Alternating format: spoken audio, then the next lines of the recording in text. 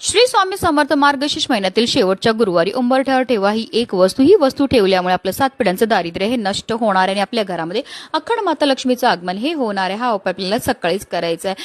हा उपाय करण्याच्या अगोदर आपल्याला एक तांब्याचा कळश घ्यायचा, त्यामध्ये शुद्ध पिण्याचं पाणी भरायचं, थोडीशी हळद टाकायची आणि असं हे जल जे आहे ते आपल्या उंबरठ्याच्या बाहेर आणि मुख्य प्रवेशद्वारावर शिंपडून घ्यायचं आणि स्वच्छ कपड्याने पुसून घ्यायचं। त्यानंतर आवर्जून आपल्याला उंबरठ्यावर हळदीचे लेपन हे करायचं। उंबरठ्याच्या बरोबर मधोमध आपल्याला एक स्वास्तिक काढायचं आहे कुंकवाने, तसेच मुख्य प्रवेशद्वारावर सुद्धा आपल्याला एक स्वास्तिक हे काढून घ्यायचं आहे।